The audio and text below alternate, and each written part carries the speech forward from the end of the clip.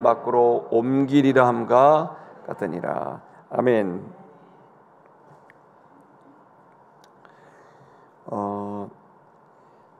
성경을 보면서 참 이해가 안 됐던 부분 중에 하나는 예수님이 그렇게 선하고 또 아름다운 삶을 사셨는데도 사람들은 왜 예수님을 거절하고 또 예수님을 비방하고 또 나중에는 예수님을 십자가에 못 박으라고 이렇게 말했는지 좀 이해가 좀 안 될 때가 많았습니다. 도대체 왜 이 사람들은 분명히 주님을 섬긴다고 말도 하고 또 오랫동안 또 성경의 전문가기도 하고 또 교회의 리더기도 한 사람들인데 왜 그들을 구원하는 구원자를 구원할 때는 감사하다고 하고 또 기뻐하고 했지만 조금 어떤 상황이 좀 바뀌면 완전히 돌변을 하고 이 구원자이신 예수님을 공격하고 그리고 또 이제 십자가에 죽이라고 외치는 이 일은 뭐가 앞뒤가 맞지 않습니다. 그런데 성경을 자세히 읽어보면 예수님만 그랬던 게 아닙니다. 오늘 여러분이 읽으신 내용은 그 성령이 충만한 스테판이라는 이 집사님이 설교를 하는 내용인데요. 그 내용의 아주 중요한 부분이 바로 모세에 대한 내용입니다. 그 모세는 이스라엘 백성을 장정만 60만 명, 그러니까 20살이 넘고 60세가 되지 않은 그 남자만 60만 명이니까 여성들 또 그리고 어린이들 그리고 노인까지 합치면 적어도 200만 명, 한 250만 명 정도의 사람을 그 이집트로부터 이렇게 탈출시켰고 또 40년 동안 그 광야, 물도 없고 먹을 것도 없고 집도 없는 그 광야에서 낮에는 너무 덥고 밤에는 너무 추워서 도저히 사람이 살 수 없는 광야에서 자그마치 4일도 아니고 40년을 이끌어서 결국에는 그 약속한 땅인 가나안까지 이끌어가는 놀라운 그 지도력을 보였단 말이에요. 근데 이렇게 이 표면적인 얘기만 들으면 참 모세는 위대한 지도자다. 그 사람의 지도력은 정말 대단하다. 또 그에게 있는 일은 참 놀랍고 대단한 일이다 얘기할 수 있지만 자세히 그 모세가 40년 동안 이스라엘 백성을 목회한 내용을 들여다보면 모세는 너무너무 고통스러운 시간을 살았던 게 분명합니다.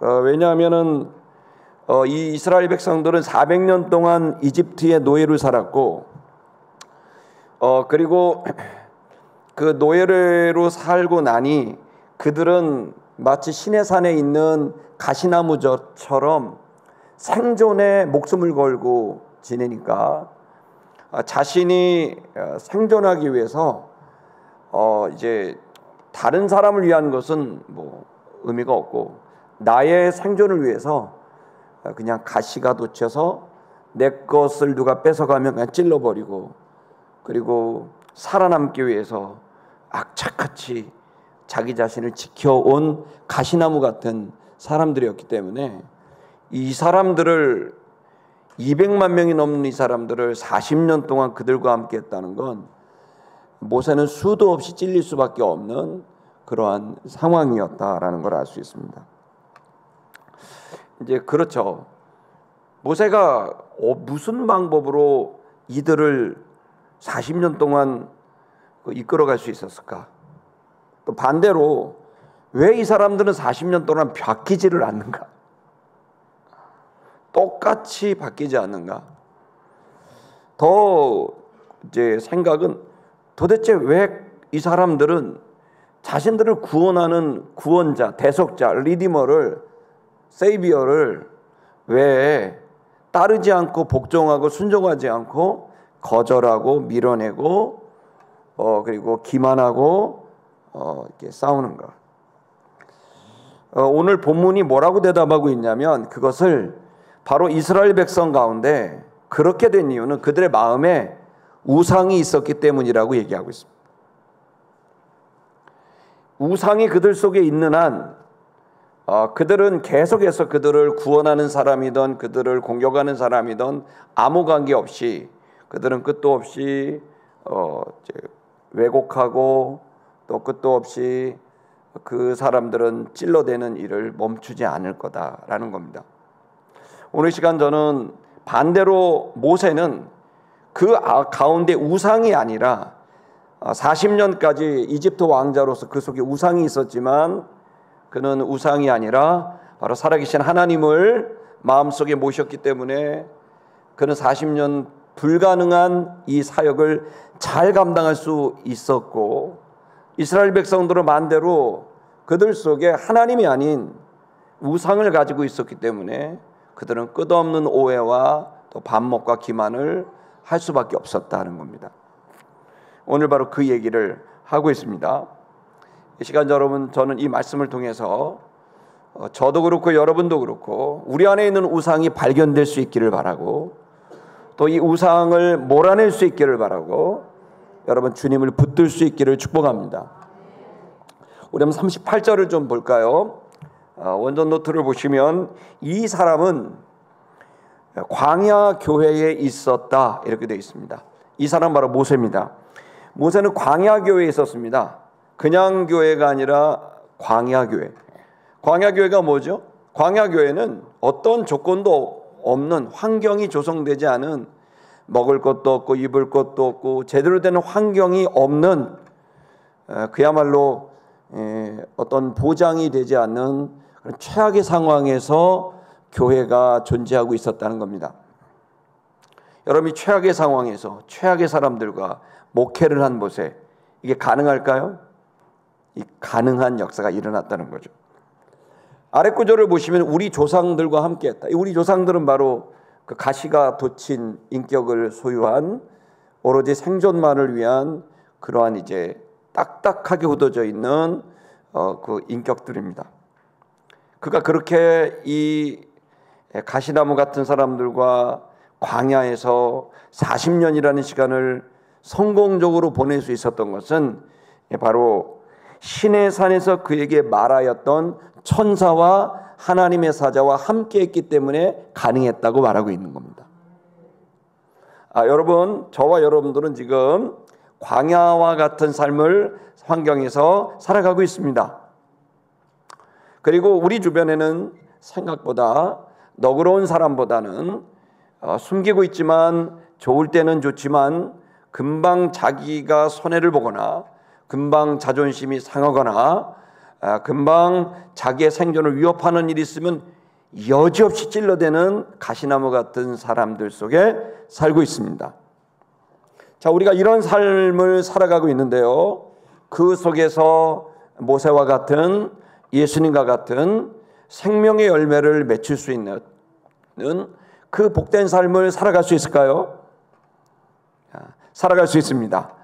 그건 여기에 그 해답이 있습니다. 그건 모세가 했듯이 그는 광야를 보거나 또 광야에 있는 200만 명 이상의 가시나무들을 보거나 한 게 아니라 주님을 바라보며 40년을 버텼다는 겁니다.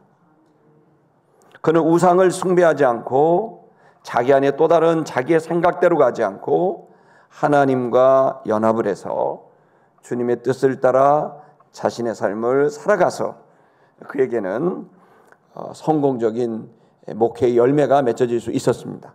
저와 여러분이 주님을 붙들 수 있는 이 7월이 되길 축복합니다. 또 여러분 가족 중에 가시나무 같이 막 찌르는 사람도 있겠고, 친구들 중에 그런 사람도 있겠고, 또 직장 상사들 중에 그런 사람도 있을 수도 있겠고 하는데요, 그런 사람이 있던 없던 여러분들이 그 모든 가시에 찔려도 버텨낼 수 있는 힘이 주님께 있다는 것을 깨닫기를 축복합니다.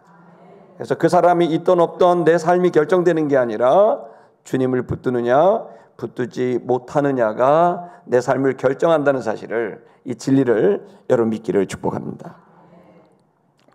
그래서 모세가 했던 일은 다른 게 아니라, 자기의 의견을 준 게 아니라 바로 그 사람은 우리에게 생명의 도를 주었던, 그래서 받아주었던 사람이다. 다시 말하면 모세가 했던 일은 다른 게 아닙니다. 자기의 생각을 말한 게 아닙니다.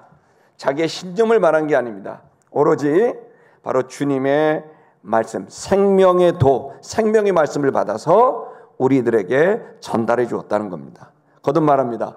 여러분, 저와 여러분이 이 광야 같은 현실을, 가시나무 같은 우리 주변의 인과관계들 속에서 여러분들이 승리하고 열매를 맺을 수 있는 것은 여러분과 제가 주의 말씀을 받아서 그 말씀으로 여러분 자신과 주변 사람들에게 전할 수 있는 말씀의 삶이 됐을 때 저와 여러분이 승리할 수 있다는 걸 믿기를 바랍니다. 39절을 보면 모세는 그런 사람이었습니다. 참 귀한 사람이었습니다. 오로지 자기를 부인하고 백성을 약속의 땅까지 이끌어가기 위한 헌신적인 모든 가시를 다 받아낸 사람이었습니다. 그러나 놀랍게도 39절을 보면 우리의 조상들은 복종치 아니하였다. 그 리디머, 그 대속자, 값을 치르고 헌신적으로 인도하고 구원했던 그 사람을 복종하지 않았다. 그 모세에게 복종하지 않았다는 겁니다. 이들이 왜 복종하지 않았을까요? 그 다음 구절 보면 도리어 그들이 거절했다, 밀어냈다는 겁니다. 이들은 여기 보니까 중간태 디포넌트로 돼 있으니까요, 수동적으로도 능동적으로도 의지로도 의지가 없던 무슨 상황 속에서도 항상 밀어냈고, 그들은 모세를 통해서 하나님의 의견을 받으려고 하지 않고 하나님의 의견을 말하는 모세를 계속 밀어냈다는 거예요. 도대체 왜 이럴까요? 아니, 출애굽을 했고 기적 같은 곳으로 이들이 나왔는데 이들은 왜 도대체 40년 내내 계속 거절하고 들으려 하지 않고 순종하려 하지 않고 변화되려고 하지 않을까요? 이유는 그들 안에 우상이 있었기 때문입니다. 그 다음 구절 보면 그들이 아론도로 이르되 그들이 그 조상들이 아론을 찾아갔습니다. 왜 아론을 찾아갔을까요? 모세는 항상 똑같은 답을 줍니다. 하나님 말씀을 전합니다. 그러나 아론은 하나님 말씀이 아니라 그 아론은 소통을 합니다. 소통이 나쁜 게 아닙니다. 오늘 본문은 그걸 얘기하는 게 아니라 답정남이라고 혹시 들어보셨습니까? 모르시죠? 그거 아셔야 됩니다. 답정남은 답이 정해진 남자. 무슨 말을 해도 똑같은 답. 뭐 질문하지 않아도 무슨 말 할지 뻔히 아는 답정남. 답정녀라고는 아시겠죠, 그러면. 무슨 말을 해도 무슨 질문을 해도 똑같은, 저 사람은 저 답밖에 안 해. 그런 답정남, 답정녀가 있습니다. 모세가 그랬습니다. 모세에게 질문하면 그는 80년 동안 우여곡절 끝에 하나님 말씀이 자신의 의견이 된 사람이기 때문에 그는 자기의 의견을 말하지 않습니다. 그는 오로지 무슨 일이 있어도 생명에도 바로 하나님의 말씀을 전하고 있었어요. 그러니 이스라엘 백성의 입장에서는 답이 정해져 있는 거예요. 그들이 원하는 걸 주는 대답이 아니에요. 사람들은 그래서 자기가 원하는 답을 찾아다니죠. 자기가 원하는 대답을 할 사람들을 찾아다니는 거죠. 왜 그럴까요? 그 뒤에 이렇게 써 있습니다. 그들이 향하여 있었다. 무엇이? 그들의 마음이. 어디로? 애굽으로. 그러니까 이 사람들은요, 몸은 출애굽을 했는데 마음은 어디 있었어요? 애굽에 있었다. 마음은 여전히 이집트에 있었던 거예요. 왜 이집트에 있을까요? 이집트에 집도 있고 재산도 조금 있고 내 인생을 보장할 만한 내가 원하는 나의 취향, 또 나의 쾌락, 또 나의 만족, 안전이 거기에 있었기 때문에 이 사람들은 새로운 존재 방식, 그 전의 존재 방식은, 이집트 사람의 존재 방식은 물질, 부, 그리고 나의 쾌락, 나의 꿈, 내게 있는 소유, 이런 것들로 인생을 계속 만들어 갔다면 새로운 존재 방식은 말씀, 하나님, 복음, 십자가, 이걸로 살아가는 새로운 형태의 존재 방식을 원하지 않은 거예요. 그들은 세상 사람들과 똑같은 존재 방식이에요. 세상 사람과 똑같이 부와 쾌락과 자기가 원하는 것을 취하고 이걸 위해서 누가 있는 거죠? 주님도 있는 거예요. 주님 앞에 자신의 변화, 주님을 닮아가는 것이 아니라 주님이 나의 꿈을 위해서, 나의 부요를 위해서, 나의 쾌락을 위해서 조금 도와주고 눈 감아주고 그냥 내가 듣고 싶은 얘기를 해주시고 내가 원하는 걸 주시면 좋겠다. 이게 정확히 우상 숭배적 사고방식이에요. 여러분, 출애굽을 했지만 마음은 이집트를 향하고 있었습니다.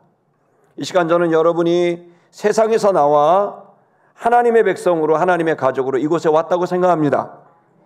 어려운 발걸음입니다. 이렇게 비가 쏟아지는데 여기 오시고 이렇게 어려운 가운데 영상을 틀어놓고 예배를 드리는 여러분들은 여러분의 마음에 깊은 자각이 있었고 각성이 있었을 겁니다. 내가 이렇게 부요를 쫓아가기만 해도 되나? 아니면 내가 이렇게 어떤 학력과 또 내 어떤 능력과 지력과 또 내가 원하는 어떤 취향과 그런 것들을 내가 계속 쫓아가도 되는 걸까? 왜 자각을 했을까요? 그것은 바로 그렇게 쫓아가는 것이 뭔가 좋은 것도 있지만 양심과 영혼 깊은 곳에서 불편한 감정과 생각들이 올라오고 있기 때문에 그렇습니다.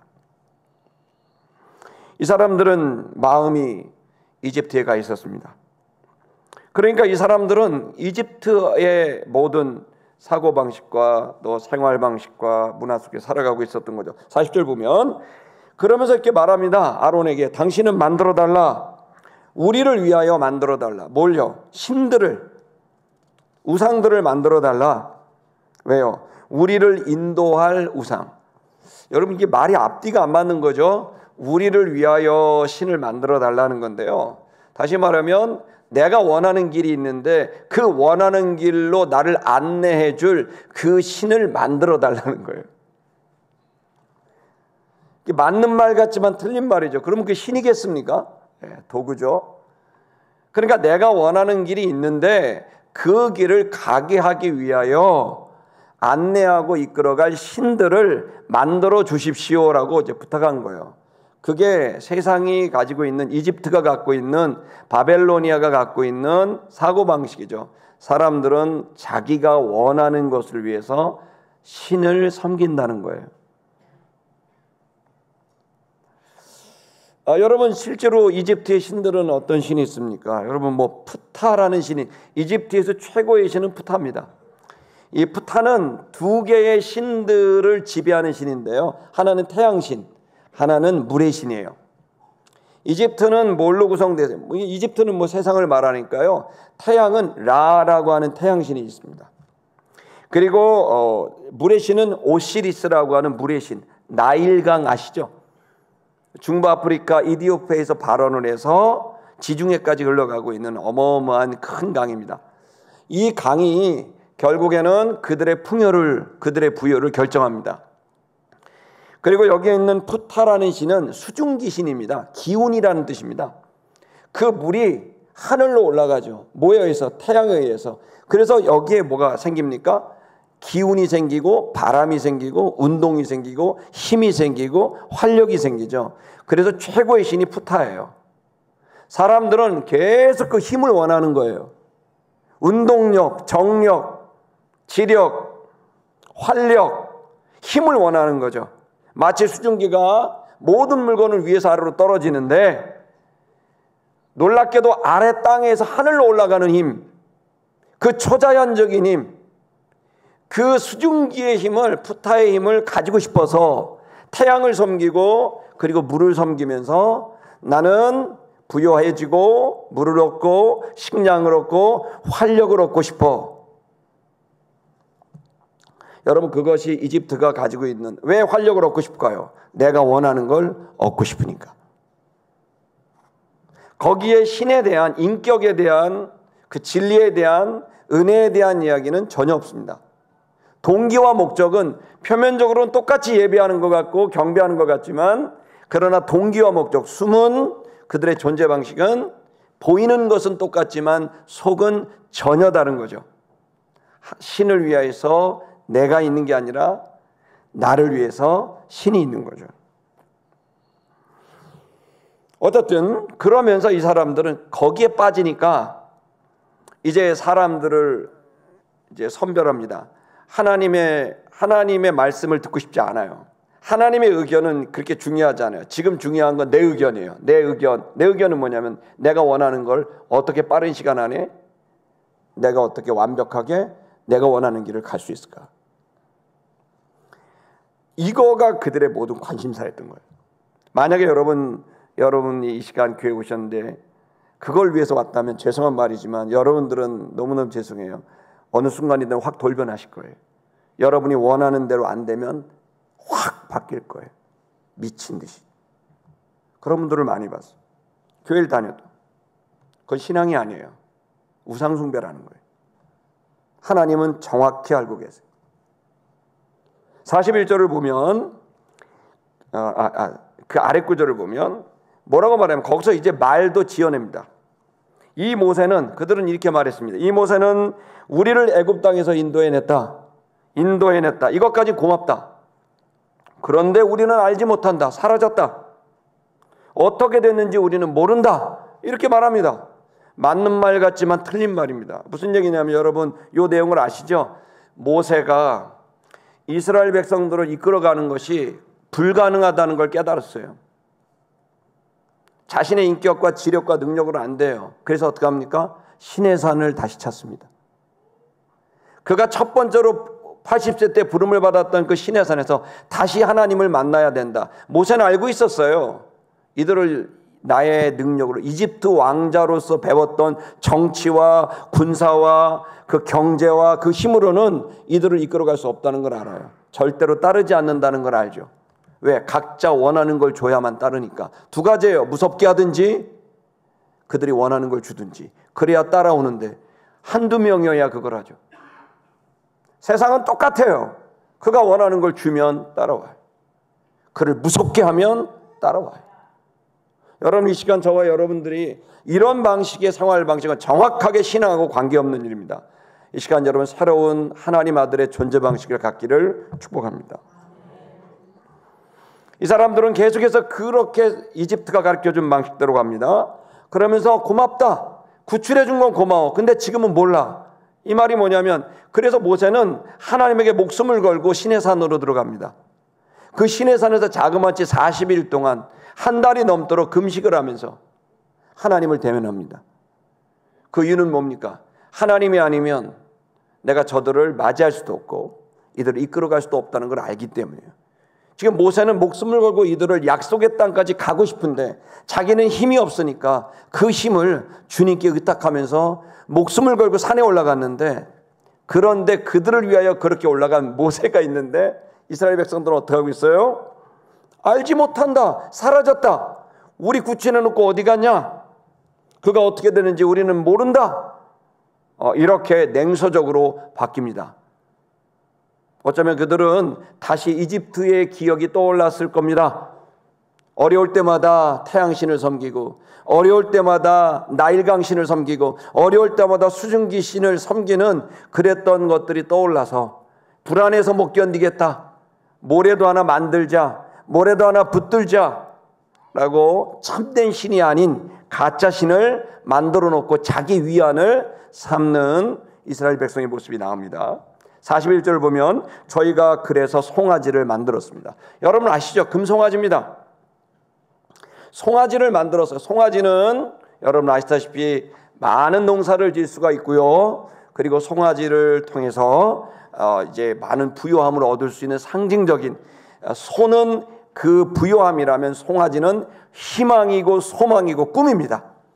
부요함에 대한 꿈.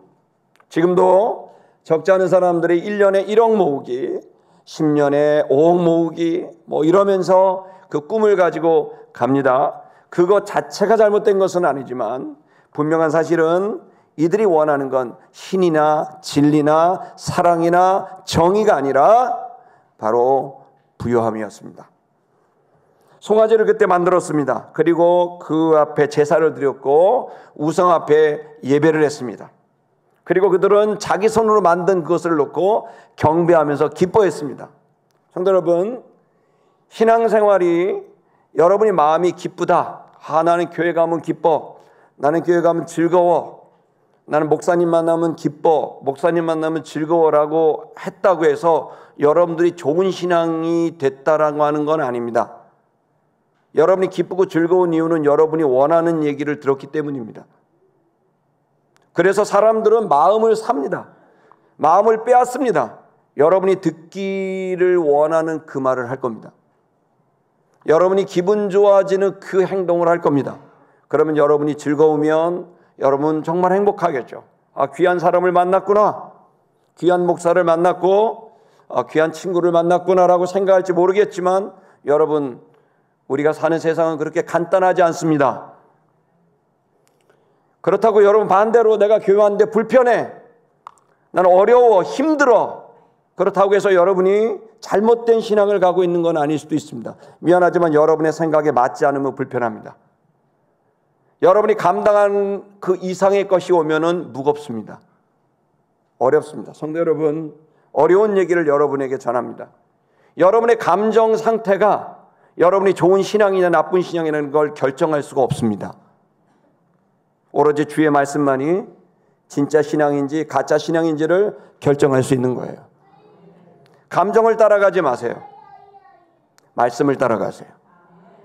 오늘 아까 정매아리 집사님이 했던 것처럼 암에 걸려도 또 그리고 그 전에 많은 술과 담배와 돈과 이런 것들을 추구했어도 거기 속에 웃음이 있었고 즐거움이 있었지만 분명한 사실은 그 속에서 계속 하나님 앞에서 자기 자신 앞에서 불편한 것을 느꼈고 결국에는 그 웃음 속에도 그 뒤로 돌아서면 고독과 외로움이 있었고 결국 주의 말씀 앞에 섰을 때 그는 그 모든 것으로부터 벗어날 수 있는 출애굽이 실제로 일어날 수 있게 된 겁니다. 저는 여러분과 제가 단순히 웃고 단순히 즐겁고 만족하는 것이 아니라 정말로 유아실로 애들 좀 보내주세요. 정말로 그 심령이 주의 말씀으로 온전할 수 있게 되기를 축복합니다. 42절을 보면 하나님이 그래서 어떻게 합니까? 이들을 돌이켰습니다. 그리고 버려뒀습니다. 하늘의 군대를 섬기는 일을 버려뒀다 이렇게 되어 있습니다. 여러분, 하늘의 군대라는 말은요, 관용군대요, 신학적 관용군입니다. 이건 뭐냐면 하늘의 군대라는 것은 힘이 있는 거예요. 어떤 힘이냐면 하늘은 해와 달과 별과 같은 첨성수를 말하는 거예요. 그래서 여러분, 예나 지금이나 우리는 지금 그 하늘의 군대의 지배를 받고 있습니다. 여러분, 오늘 이제 우리 7월 달이죠. 7월 달이 됐다는 건 뭐죠? 여러분이 지금 다 얇은 옷을 입었습니다. 그죠? 다 얇은 옷을 입어요. 왜? 7월이니까. 왜 그럴까요? 이건 지구가 태양을 반바퀴 돌았다는 뜻이에요. 그러면 지구가 태양을 반바퀴를 돌면 6월이 지나고 7월이 되는데 그렇게 되면은 갑자기 온도가 바뀌고 그렇게 되면 사람들이 옷을 바꿔 입어요. 여러분, 지금 우리가 이제 그 달이 지구를 돌죠. 오늘이 9일 정도 됩니까? 9일이면 어떻게 되죠? 그러면 이제 달이 지금 계속 이제 한 3분의 1바퀴 돌았다는 거죠. 자, 오늘 지금 몇 시죠? 지금 12시입니다. 지구가 이제 반바퀴 돌았습니다. 그러면 이제 배가 고프기 시작할 겁니다. 하늘의 군대의 지배를 받습니다. 그래서 그 존재를 군대라고 표현을 하면서 하늘에 있는 저 별들과 달과 그리고 이 태양은 우리가 정말 절대적인 지배를 받는 존재들이구나라는 걸 생각하게 된 거예요. 그래서 여러분, 고대에서 바벨로니아나 또 이집트나 페르시아나 이런데 고대에도 보면 이 달과 별과 이거가 관련돼 갖고 점을 치고 운명을 치지 않습니까? 너 몇 월 달에 태어났니? 그럼 7월에 태어났어. 그러면 너 이때는 말이야 열정적인 사람이야. 뭐 이러면서 태어난 달 이런 걸 가지고 얘기도 하죠. 이 동양에서는 어떻게 합니까? 팔자 그 얘기합니다. 팔자가 뭐죠? 연, 월, 일시 네 가지의 시간을 얘기를 하면서 거기다가 60개에 돌아가는 환을 60개 돌아가서 두 글자를 보태서 두 글자 곱하기 네 글자니까 2, 4, 8 그래서 8글자가 나오면 그 8글자가 너의 운명이다 라고 말하는 게 팔자잖아요. 그게 뭐 주역이라든지 통해서 그런 것이 있습니다. 근데 이게 허무맹랑한 소리냐 아니냐라는 걸 모릅니다. 어쨌든 사람들이 관찰한 것이죠. 그러나 그게 하나님 말씀보다 더 신뢰하게 되는 순간 그건 우상이 되는 거죠. 사람들은 이 하늘의 군대에 지배를 받는다는 걸 알기 때문에 그것을 따라가면 뭔가 내가 이득이 생기고 내가 원하는 길을 다다를 수 있을 거라고 생각을 했습니다. 그래서 이 이집트에 있었던 이스라엘 백성들은 태양이든 달이든 별이든 강이든 이 온 자연, 그 자연신들 속에서 본인의 꿈을 꾸고 그것이 실현될 거라고 의지하면서 그 신들을 형상으로 만들어서 갖고 다니기도, 휴대용으로 갖고 다니기도 하고, 또 아니면 신전을 만들고 집에다가 신상을 모셔놓기도 하고, 또 아니면 거대한 어떤 템플을 만들어 갖고 신전을 만들기도 하고, 그렇게 만들어서 하는 거죠. 뭐 사실 여러분 지금도 죄송한 말이지만 천주교회는 계속 이게 뭐 묵주라는 걸 하면서 십자가를 달아놓고 그걸 하면 마치 소원이 이루어질 거로 말하지만 이게 정확히 우상 숭배하는 거죠. 그런 것이 우리의 운명을, 우리의 삶을 결정할 수 없는데, 여러분 이스라엘 백성들은 400년 동안 그 문화에 젖었고 그 사회 속에 있다 보니 자기도 모르게 그렇게 자기를 챙기는 일, 내 꿈을 이루는 일, 그것을 위해서 우상이 필요하게 됐던 거죠. 자, 그랬더니 하나님이 그냥 버려두셨다. 다음 구절 보면 이는 선지자의 책에 하나님 마음이 불편하신 거예요. 이스라엘 백성들에게 아무리 구원을 하고 아무리 그 문제를 풀어주고 하나님 아무리 은총을 줘도 금방 눈 돌아서면 마음이 이집트가 있으니까 오로지 자기 의견, 자기 뜻, 섭섭해, 뭐 기분 좋아, 뭐 이러면서 계속 가시로 찔러대는 거죠. 하나님이 이 부분에 대해서 불편해하신 겁니다. 뭐라고 말했냐면 선지자에 그래, 너희는 희생 제물을 나에게 40년 동안 광야에서 드린 적이 있느냐라고 말한 거예요. 넘겨주세요. 원전 노트. 무슨 말입니까? 이스라엘의 집이요, 공동체 전체를 말하는 거예요. 야, 너희들이 40년 동안 희생과 제물, 금부치, 또 아니면 돈, 아니면 음식, 아니면 물질을 제물로 드립니다. 신에게 드리는 거죠. 근데 너희가 40년 광야를 살면서 나한테 너희의 소중한 것을 준 적이 있냐? 40년 동안 내가 날마다 메추라기와 만나를 줬다. 고기도 주고 만나도 줬다. 40년 동안 물이 없으면 물을 줬다. 전쟁이라면 전쟁에서 이기게 했다. 근데 너희가 40년 동안 너희의 소중한 것을 낸 적이 있냐? 하나님 화가 나신 거예요. 그러면서 희생을 나한테 제대로 드린 적이 있냐? 제물을 드린 적이 있냐? 너희들이 있다. 언제인 줄 아냐? 바로 금송아지 만들 때 너희들한테 금부치가 있더라. 정작 너희를 위해서는 금부치를 꺼내놓고 하더니 나를 위해서는 희생과 제물을 드린 적이 있냐? 40년 동안 너를 위해서는 그렇게 잘 쓰면서 어떻게 나를 위해서는 단 한 번도 그런 제사를 드리지 않느냐? 화가 나신 거예요. 43절을 보면 그러면서 하나님이 계속 말합니다. 너희는 받들었다. 너희들에게 얼마나 중병이 들었냐면 몰렉의 장막을 받들었고 레판의 신의 별들의 신들을 받들었다. 무슨 얘기입니까? 몰렉은요, 여러분 말라크라는 말도 여러분 아시고 뭐 그런 말도 아실 겁니다. 이 말은 우리가 섬기는 이란 뜻인데요.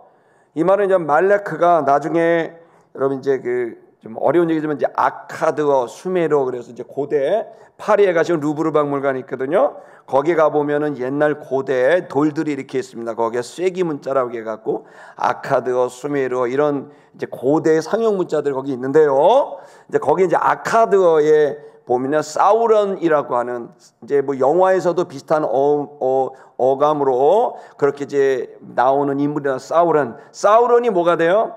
사탄이 되는 거예요. 이 몰렉은 사탄의 어원이고, 이 왜 몰렉이 사탄의 어원이 됐냐면 몰렉 신은 뭐였냐면 너희가 진짜 복을 받으려면, 네가 원하는 거를 받으려면 네 자식을 죽여야 돼. 자식의 피를 나한테 줘야 돼. 말이 되지 않죠. 자신의 부끄러움을 가리려고, 자신이 원하는 꿈을 얻으려고, 놀랍게도 이 존귀한 인간들을 자기를 위해서 자식을 희생시키는 제사를, 몰렉의 제사를 드리게 했다는 거예요. 여기 몰렉의 장막은 뭐예요? 그 텐트 안에 은밀히 들어가서 자식을 죽이는 거예요.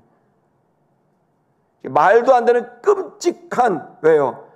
그 우상이 내 안에, 그 우상의 본질은 탐심인데 그 탐심과 욕심이 그 속에 들어가면 나중에는 부인도 안 보이고 남편도 안 보이고 자식도 안 보이고 오로지 그 꿈만 보이고 집착하게 되고 나만 보이고 결국 나 때문에 다 끊어져도 돼. 난 이걸 원해. 이걸 대표적으로 만든 영화가 왕자의 기한인가요? 왕의 기한인가요? 거기서 절대 반지를 보면서 precious 이러잖아요.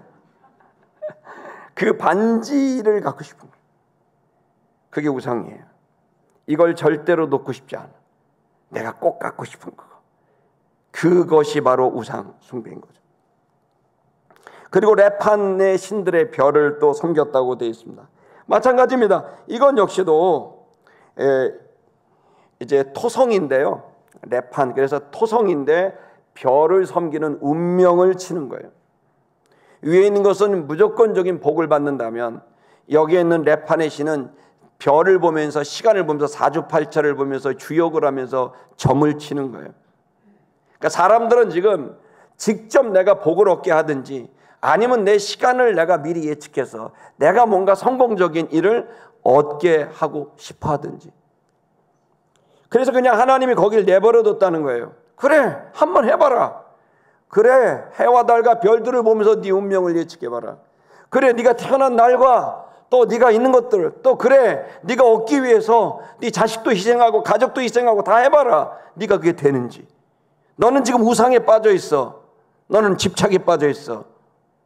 하나님 화가 나신 거예요.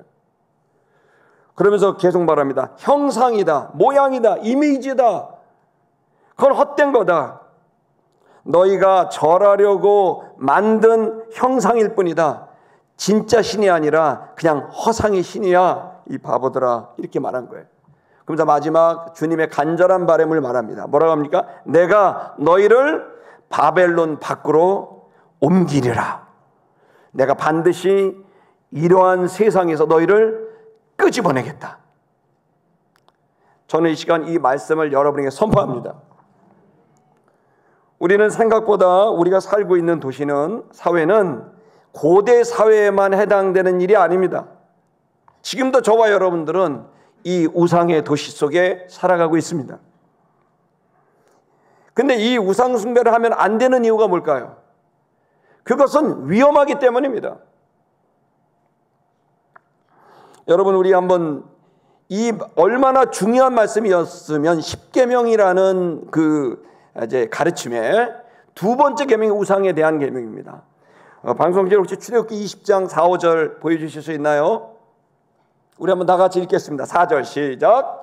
너를 위하여 새긴 우상을 만들지 말고 또 위로 하늘에 있는 것이나 아래로 땅에 있는 것이나 땅 아래에 물 속에 있는 것에 어떤 형상도 만들지 말라. 어떤 형상도 만들지 마라. 왜? 형상을 만들어서 그걸 계속 의지하니까, 계속 붙들고 복을 비니까.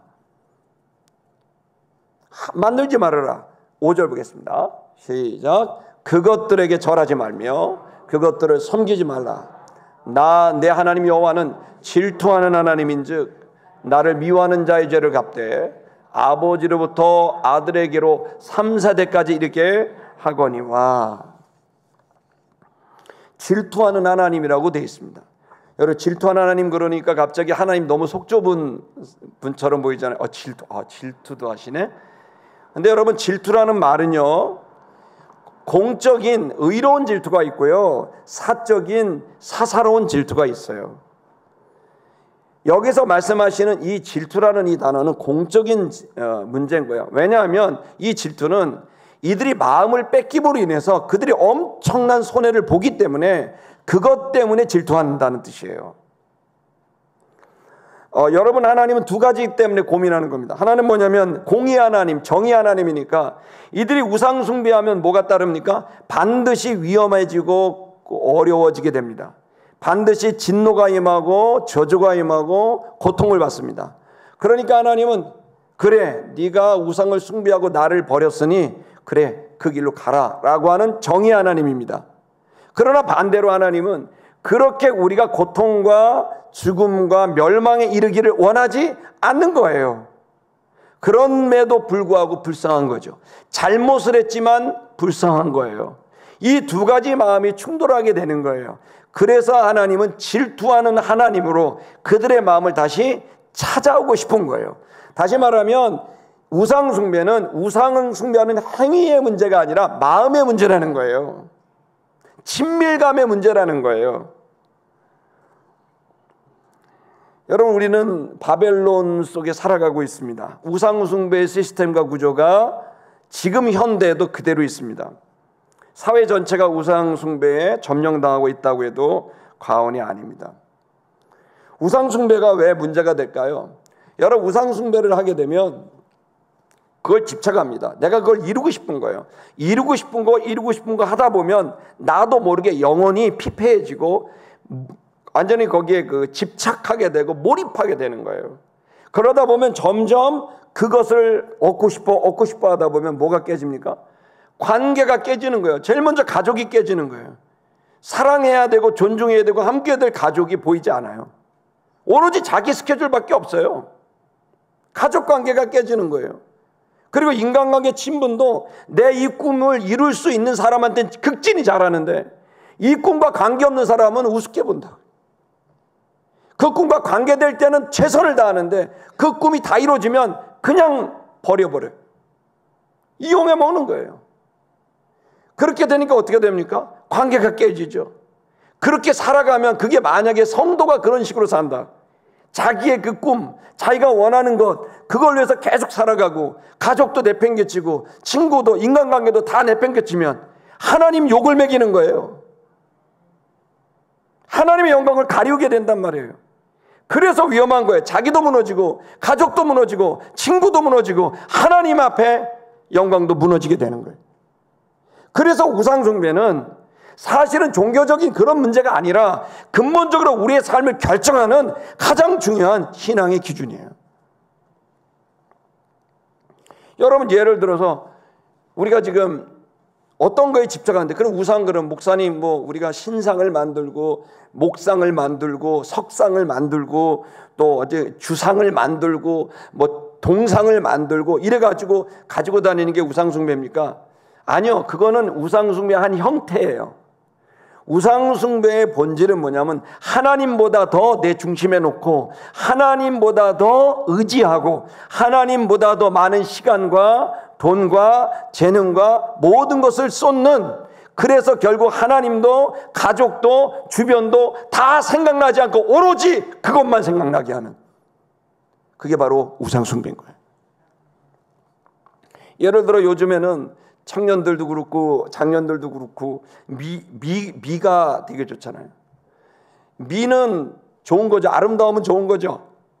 여러분, 여러분 이제 고대사의 아프로디테라는 여신, 이게 예를 들어 이제 그 그리스 로마 시대에 나오지 않습니까? 그 아프로디테 미인 그 신을 얼마나 그 미를 추종했으면 그걸 석상을 만들어 놓고 가장 이쁜 그 얼굴을 보면서 나도 저렇게 되길 원해, 아프로디테여 나를 아름답게 하소서 그러면서 했겠습니까? 근데 지금도 여러분 그 미가 너무 미에 들어 있는 사람들이 있는 거죠. 그리고 또 외모 지상주의에 빠진 것도 너무 많은 거죠. 그 뼈다귀 길이가 뭐 그렇게 중요합니까? 아니 그 지방과 그 단백질의 무게가 뭐 그렇게 중요합니까? 그 부피가 뭐가 중요합니까? 인간이 인간으로서 그 인격과 그 삶을 살아가는 게 중요한 것이지. 아니 눈이 선이 하나가 있으면 어떻고 없으면 어떻고 아래로 되면 어떻고 위로 되면 뭐가 어떻습니까? 진실과 본질은 그게 아니잖아요. 그러나 아름다움을 부정하는 건 아닙니다. 신앙도 좋고 쌍꺼풀도 있으면 눈이 아름답습니다. 그런데 우상숭배는 뭐가 문제냐면 좋고 아름다운 걸 추하게 만들어요. 내가 미 해갖고 아름다움 하잖아요. 거기에 완전히 몰입된 아주머니들이나 완전히 몰입된 이런 사람 아저씨들 보면 자기의 미를 위해서 막 몰입하고 간다고요. 그러면 주변에서 가족들이 일단 피곤해요. 친구들도 피곤해. 그리고 그것만 계속 그거 갖고 사람들을 막 주는 거예요. 어떤 사람은 부여인 거예요. 여러분 돈이 좋은 거예요? 나쁜 거예요?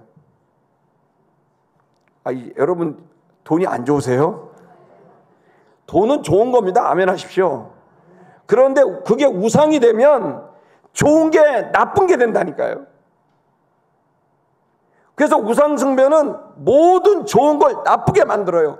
여러분 성이 좋은 겁니까? 나쁜 겁니까? 좋은 거죠. 성이 있으니까 여러분 태어난 거 아닙니까? 그런데 그게 우상이 되면 음란이 되고 여러분 이것을 성적 중독이 되면 그게 그 성은 추한 게 되는 거예요. 우상 숭배는 우리의 삶에 가장 값어치고 아름답고 좋은 것들을 다 망가뜨린다고 해요. 그래서 우상 숭배하지 말라는 이유는 하나님이 단순히 속 좁은 질투가 아니라 우리들에게 상대적 박탈감과 우리들에게 그곳으로부터 오는 어떤 그 박탈감을 계속 느끼게 하고 또 내가 패배자인 것 같고 나는 루저 나는 지는 사람인 것 같고 하는 그런 부정적 감정을 갖게 하기 때문에 그렇습니다. 여러분 그래서 이 우상 숭배는 우리들에게 그런 위험을 주는데 이게 우상 숭배가 사실 뭐와 직접 관련되면 죄하고 직접 관련된 겁니다. 여러분 죄가 뭡니까? 죄는 하나님에게서 떨어져 있고 빗나가 있는 겁니다. 그래서 하나님은 진리와 진실을 추구하는데 진리와 진실을 추구하지 않고 자기를 주장하게 하는 것 그리고 그것이 맞다고 믿고 그리고 하나님을 찾지 않고 결국 자기 뜻대로 살아가는 그 교만을 죄라고 말을 하는 거거든요. 그래서 죄는 결국에는 하나님과 동떨어진 거예요. 우상이 바로 그거와 똑같은 죄의 현상이라는 거예요. 여러분 지금 저와 여러분의 마음을 진단할 수 있기를 축복합니다. 디모데전서 6장 10절을 볼까요? 디모데전서 6장 10절 읽겠습니다. 시작.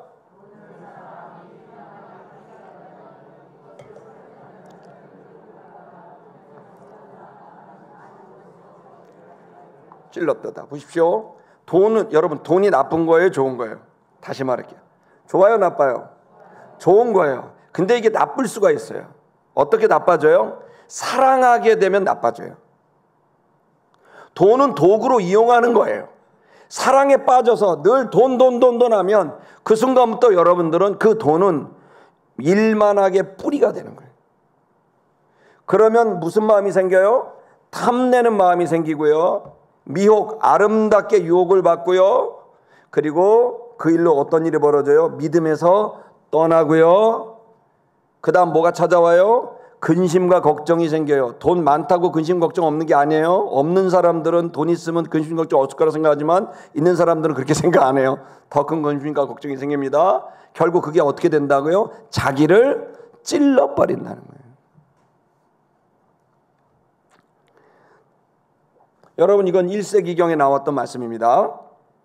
2000년이 지난 지금도 다름이 없습니다. 저와 여러분이 이 내 안에 우상들이 있는지에 대한 고민이 필요합니다. 에베소서 5장 5절을 읽겠습니다.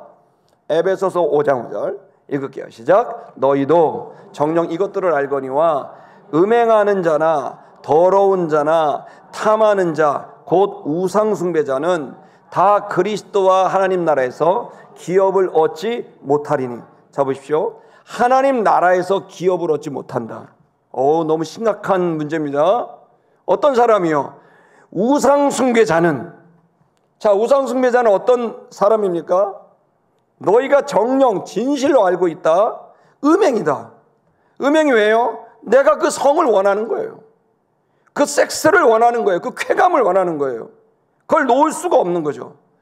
더러운 자나 더 더러운 걸 추구하고 그것이 깨끗한 성이 아니라 더러운 성까지 가고 어떡합니까? 탐합니다. 계속 그렇게 사람들이 보여지는 거예요. 돈이 우상이 된 사람은 다 돈으로 보이고 성이 우상이 된 사람은 다 성으로 보이고 그게 정확히 우상숭배 현상이라는 거예요. 마태복음 6장 24절 읽겠습니다. 24절 읽을게요. 시작. 한 사람이 두 주인을 섬기지 못할 것이니 혹 이를 미워하고 저를 사랑하거나 혹 이를 중히 여기고 저를 경히 여김이라. 너희가 하나님과 재물을 겸하여 섬기지 못하느니라. 주인의 문제라는 거예요. 네 마음의 주인이 뭐로 되어 있느냐, 그 주인으로 다 본다는 거예요. 성이 주인이면 성으로만 보이고, 돈이 주인이면 돈으로 보이고, 권력이 주인이면 권력으로 보이고, 하나님이 주인이면 사랑으로 보인단 말이에요. 그래서 우상숭배를 버리고 하나님을 섬기라는 겁니다. 고린도전서 5장 10절을 읽을게요.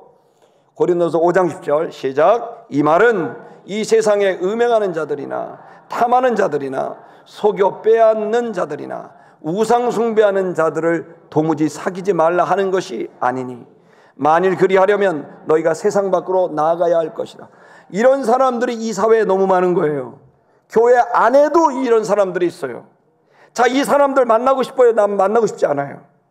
만나고 싶지 않아요. 이미 우상이 가득 차 있는 사람은 얘기해보면 금방 알아요. 눈빛이 달라요. 말하는 게 달라요. 다 알아요, 사람들이. 어떻게 해야 될까요? 만나지 말까요? 아니에요. 바울을 통하여 하나님이 하신 말씀은 그들을 만나지 말라는 건 아니다. 그러려면 우리 이 세상을 떠나야 된다.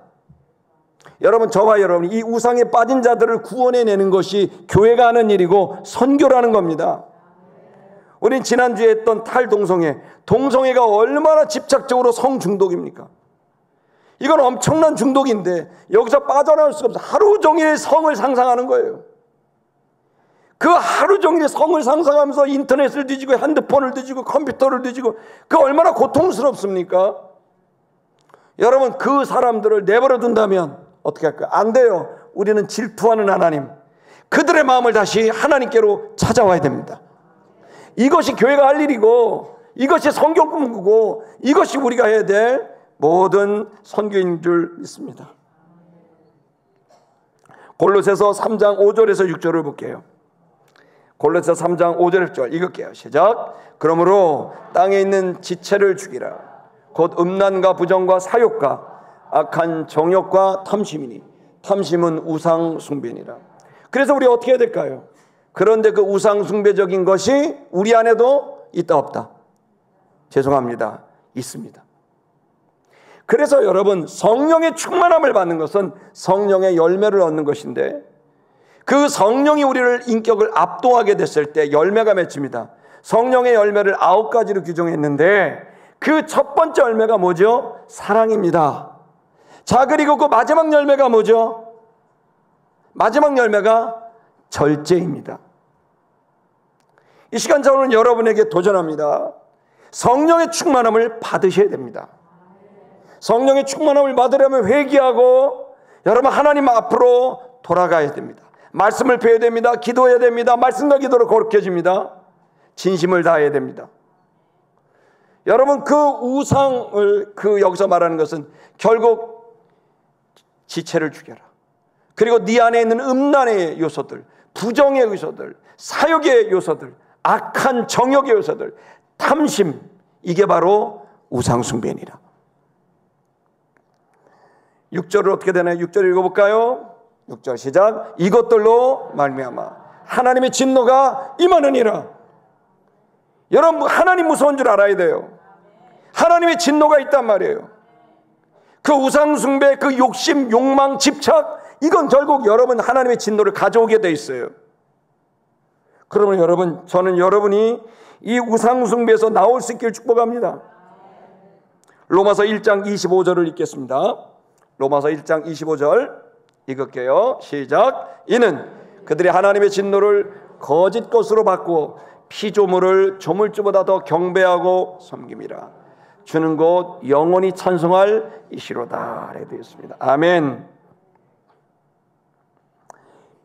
여러분, 하나님께서 우리들에게 지금 다시 깨닫게 하시는 것은 무엇이 우선이고 무엇이 차선인가에 대한 지혜를 얻기를 원하시는 거예요. 하나님보다 우선되는 것들이 있다면 그것이 결국 내 영혼을 망치고 가족을 망치고 내 관계를 망치고 여러분 하나님을 욕되게 할 수 있다는 걸 깨달으셔야 돼요. 그러면 우리 어떻게 해야 될까요? 이 우상 숭배로부터 우리가 빠져 나와야 됩니다. 이스라엘 백성처럼 몸만 출애굽한 게 아니라 마음도 출애굽을 해야 되는 거죠. 데살로니가전서 1장 9절을 보겠습니다. 데살로니가전서 1장 9절 시작. 그들이 우리에게 대하여 스스로 말하기를 우리가 어떻게 너희 가운데서 들어갔는지와 너희가 어떻게 우상을 버리고 하나님께로 돌아와서 살아계신 참되신 하나님을 섬기는 자와 10절 또 죽은 자들 가운데서 다시 살리신 그의 아들이 하늘로부터 강림하실 것을 너희가 어떻게 기다리는지를 말하니 이는 장래의 노하심에서 우리를 건지시는 예수시니라. 장래의 노하심, 그 우상 숭배의 진노로부터 우리가 구원받을 수 있는 길이 있습니다. 지금도 늦지 않았습니다. 오늘 여러분, 저도 여러분도 이걸 오늘 결단하면 방금 직전까지 어떻게 살았던 여러분 안에 있는 온갖 우상들, 그 우상들이 가지고 오게 될 그 진노로부터 구원함을 얻을 수 있습니다. 그 구원 얻을 길이 무엇입니까? 장래의 노하심에서 우리를 건지시는 예수시니라. 예수가 우리를 구합니다. 그렇다면 여러분, 사무엘상 7장 3, 4절도 한번 읽어봐야 됩니다. 사무엘상 읽겠습니다. 시작. 사무엘이 말하 이르되 돌아오려거든 이방신들과 아스타로스를 너희 중에서 제거하고 너희 마음을 여호와께로 향하여 그만을 섬기라. 그리하면 너희를 블레셋 사람의 손에서 건져내시리라. 할렐루야. 자 보십시오. 너희가 전심으로 여호와께로 돌아오려고 한다면, 우상을 버리고 정말 마음의 출애굽을 하기를 원한다고 한다면 이방신들과 아스타롯을 너희 중에서 제거해라. 여러분, 여러분의 환경을 바꾸셔야 돼요. 여러분을 계속 빠지게 했던, 우상에 빠지게 했던 걸 바꿔야 돼요. 제가 아는 목사님이요, 저거 너무너무 친하고 한 10여 년 동안 너무 가깝게 지낸 목사님인데, 이분이 원래 뭐를 했냐면 다도 아세요? 다도? 찻잔하는 거, 이런 거 합니다. 그게 여러분 그냥 보시는 것 같지만 엄청나게 비싸더라고요. 지난번에는 한번 갔더니, 한 10년 전에 갔더니 요만한, 나는 고사리 말린 건 줄 알았어요. 이렇게 풀떼기를 말려갖고 이렇게 주길래 그거를 이렇게 조금 맞아야 요만큼 떼고, 아이 그거 좀 그냥 팍팍 주세요. 내가 막 그랬더니, 이 목사 3천만 원짜리야. 난 고사리 말린 건 줄 알고 국 끓여 먹으면 딱 좋겠다고 생각했는데 한국 거리인데 3천만 원이었어요. 더 귀한 것도 있어 막 이러는 거예요. 그래서 이 양반이 보통 사람이 아니에요. 그러더니 또 찻잔을 딱 주는데 딱 그랬더니 이거는 아무한테나 안 주는데 이 목사한테만 주는 거야. 딱. 이제 다완이라고, 이제 그 다완, 이게 이제 그릇이 있지 않습니까? 그걸 딱 주는 거야. 이게 중국의 무슨 나라에서 뭐 철분이 뭐 어떻게 막 그러더니 이게 가치가 얼마인 줄 아나? 그래갖고 얼마인데요? 그랬더니 한 8만 원 하나? 내가 그랬더니 그분이 2억 주만해를 다완이 하나가. 먹다가 벌벌 떨려가지고. 그런데 말차라는 걸 또 이제 말차라는 거야. 뭐 말차는 뭐예요? 채를 쳐가지고 거품으로 먹는 차예요. 차 중에 최고가 말차랍니다. 그래서 끝말자 말차입니다. 그 말차를 하려면 솔이 필요한데 그냥 솔로, 플라스틱 솔은 안 됩니다. 오직 일본 장인만이 대나무 하나를 갖고 이 털을 100개를 만들면 보통 솔이고요, 150개, 200개를 만들면 실 같아요. 그걸 만들어서 그걸로 치는 거예요. 거품을 만들어요. 그걸 딱 주는데 이 세트가 몇 억인 거죠. 그래서 제가 목사님 감사합니다 그랬다 오는데 거의 얘기를 하는 거예요. 자기가 원래 이 다도에 완전히 20대부터 빠져가지고 어디만 가면은 컵을 사고 기구를 사고 차를 사고, 근데 오늘 보니까 있는 돈 없는 돈 다 해갖고 그걸 사고 있더라는 거예요. 그래서 어딜 가면 선교여행은 안 가도 차 사러는 가고 그러면서 막 거기에 취미에 빠져 있는데 어느 날 하나님 딱 말하대요. 목사, 나는 너에게 어디 있냐? 아까 얘기한 거예요. 네가 나한테 이렇게까지 한 적이 있냐? 이 차가 도대체 뭐길래? 처음에는 그냥 따뜻한 차라서 좋았는데 이게 점점 깊어지니까 우상이 돼서 나중에는 하나님과 가족들과 그 일들은 다 뒷전이 돼버린다는 거죠. 여러분의 환경을 그래서 어떻게 한 줄 아세요? 그 목사님이 다 줘버렸어요. 그리고 마지막 몇 개를 남기고 지금 몇 개가 있어요. 자기가 준 것만 해도 몇십억이라는 거예요. 근데 산 게 아니라 누가 또 주더래요. 그래서 그걸 받았다는 거예요. 자, 여러분, 제가 재간증을 하면 여러분이 낙심을 할까 봐 안 했습니다. 할렐루야. 근데 그 목사님 얘기를 들으면서 얘기를 했습니다. 우리는 우리의 인생을 한 번밖에 없습니다. 잘 선택해서 지혜 없는 자 같이 하지 말고 지혜 있는 자 같이 분별해야 됩니다. 내게 우상이 있다면 그거는 당장은 내 취향에 좋고 내 만족에 좋고 좋지만 자세히 생각하세요. 그게 내가 하나님을 더 잘 섬길 수 있는 도구가 되는지 아니면 하나님은 뒷전이고 그게 나의 우상이 되는지. 죄송하지만 그게 여러분의 취향이 될 수 있고 여러분의 인간관계가 될 수도 있고 물건이 될 수 있고 가치관이 될 수도 있고 신념이 될 수도 있는 겁니다. 어떻게 해야 될까요? 이 본문에서 말하고 있습니다. 환경을 바꾸고 두 번째 어떻게 될까요? 너희 마음을 여호와께로 향하라. 뭘 향하라고요? 마음을 향하라고. 히브리서 12장 2절을 보고 이제 말씀을 마치겠습니다. 히브리서 12장 2절. 히브리서 12장 2절입니다. 모르면 그냥 할까요? 히브리서 12장 2절 방송국 제가 하겠습니다. 믿음의 주요 또 온전케 하시는 이인 예수를 바라보자. 아멘. 따라하겠습니다. 믿음의 주요 또 온전케 하시는 이인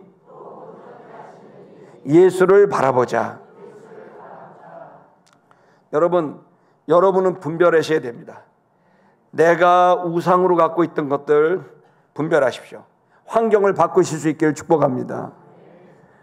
두 번째 여러분이 하셔야 될 가장 중요한 것은 여러분의 마음이 바뀌기 전에 생각을 여러분은 주님을 바라보는 영적인 방향을 주님께로 돌이킬 수 있기를 축복합니다.